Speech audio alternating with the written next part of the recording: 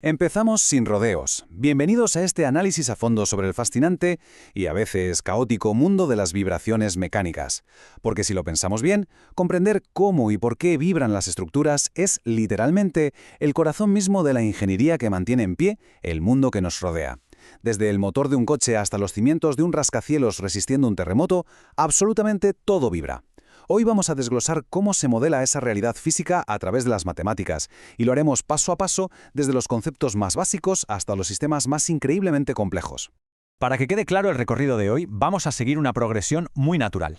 Empezaremos con los orígenes del estudio, luego las ecuaciones fundamentales del movimiento, pasaremos a los sistemas de un solo grado de libertad, después añadiremos esa famosa complejidad no lineal y terminaremos por todo lo alto con los múltiples grados de libertad. Vamos allá con la sección 1, los orígenes del estudio de vibraciones, porque el primer paso para entender de verdad esta materia es sin duda mirar su contexto histórico. Todo lo que vamos a comentar hoy tiene sus raíces en la literatura académica más rigurosa, esa misma que lleva décadas formando a generaciones de ingenieros. Y ojo, porque estos textos clásicos, esos famosos manuales de resolución de problemas, no están ahí para soltar teorías abstractas y ya está. ¿Qué va? Su enfoque es la aplicación pura y dura. Nos dan la base exacta que necesitamos para desarrollar soluciones matemáticas a problemas reales y tangibles.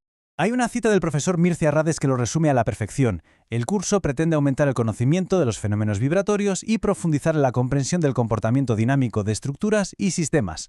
Es genial, porque ese ha sido siempre el gran objetivo histórico. Resulta fascinante pensar que estos currículos universitarios tomaron forma ya en los años 70, impartiéndose con tiza y pizarra, pero persiguiendo exactamente la misma meta que las simulaciones digitales que usamos hoy en día. Claro que, con el paso del tiempo, la sociedad empezó a exigir mecanismos mucho más sofisticados. Y siendo sinceros, los cálculos manuales se quedaron bastante cortos. Fue entonces cuando la ingeniería no tuvo más remedio que dar el salto hacia los algoritmos computacionales y los programas de elementos finitos. Fue un cambio radical. Esta transición transformó los planes de estudio para siempre, introduciendo métodos numéricos para procesar lo que el papel, el lápiz y la mente humana sencillamente ya no podían abarcar. Pasamos a la sección 2, ecuaciones fundamentales del movimiento. Antes de meter datos en un ordenador es imprescindible dominar el idioma básico de la dinámica. A ver, antes de volvernos locos con el cálculo avanzado, tenemos que entender que cualquier mecanismo físico, por complejo que sea, se reduce a un puñado de variables centrales.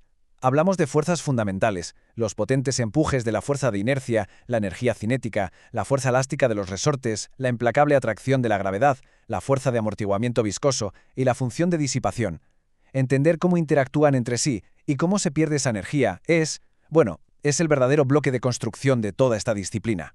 Y para organizar todo ese aparente caos físico, recurrimos a las majestuosas ecuaciones de Lagrange. Estas fórmulas son una maravilla porque sintetizan todas esas fuerzas fundamentales en un marco matemático superestructurado. Al combinar la energía cinética, la función de disipación y el trabajo virtual, las ecuaciones de Lagrange nos dan una ruta directa y elegante para modelar el sistema entero, asegurando que no se nos escape ni un solo dato por el camino. Llegados a este punto, entra en juego un concepto absolutamente vital, los grados de libertad. Hay que tener esto clarísimo, porque es lo que nos va a decir exactamente cuántas ecuaciones matemáticas vamos a necesitar. Imaginemos un tren sobre unas vías. Solo puede ir hacia adelante o hacia atrás, ¿verdad? Pues eso es un solo grado de libertad.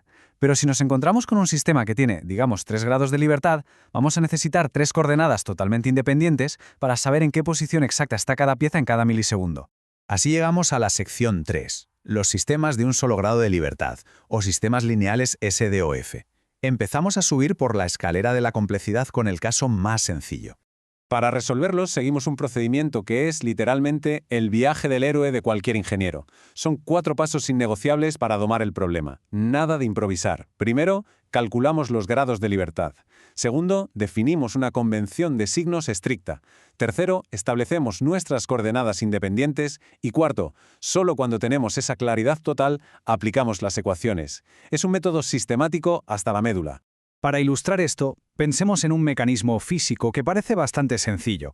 Un disco rodando que está conectado a un resorte y a un amortiguador. Lo brillante de este modelo es ver cómo cada elemento del sistema, ya sea la masa, la rigidez o la fricción, tiene una correspondencia matemática exacta en la fórmula dinámica de equilibrio. Es como un espejo donde la realidad física se refleja a la perfección en el álgebra. Lo mismo ocurre si nos imaginamos una masa suspendida por una polea. Este tipo de conceptos nos ayudan muchísimo a aterrizar un álgebra que de otro modo sería bastante densa. Es fascinante comprobar cómo la gravedad tirando de esa masa colgante y la tensión elástica que ofrece el muelle acaban dictando el resultado final de la ecuación. Básicamente estamos traduciendo un movimiento físico rotacional al más puro lenguaje matemático de Lagrange. Ahora la cosa se pone interesante. Sección 4. Añadiendo complejidad no lineal. Porque el mundo real, lamentablemente, rara vez es perfectamente lineal. Esta distinción lo cambia absolutamente todo. En un sistema lineal jugamos con ventaja. Sabemos que la masa, el amortiguamiento y la rigidez son constantes. Un muelle siempre responde igual. Pero, ¿qué pasa cuando esas variables dependen de forma no lineal de la coordenada independiente? ¿Qué ocurre si la resistencia del aire cambia de forma caótica al aumentar la velocidad? Pues que el sistema se vuelve impredecible y nuestro enfoque matemático tiene que transformarse de arriba a abajo.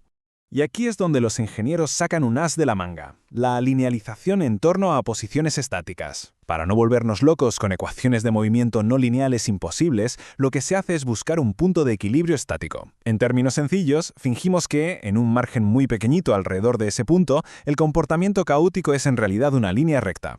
Es un truco analítico espectacular que hace que los cálculos vuelvan a ser manejables. Y finalmente llegamos a la cumbre. Sección 5. Múltiples grados de libertad, o MDOF. Aquí es donde modelamos la verdadera complejidad estructural del mundo en el que vivimos. Cuando damos el salto a vehículos o rascacielos reales, compuestos por cientos de piezas interconectadas, las ecuaciones sencillas no sirven de nada. Las fórmulas escalares se transforman en enormes matrices diagonales formuladas para la masa, el amortiguamiento y la rigidez. En lugar de números sueltos, tenemos gigantescos bloques de datos operando a la vez, recogiendo todas las fuerzas y torques del sistema simultáneamente.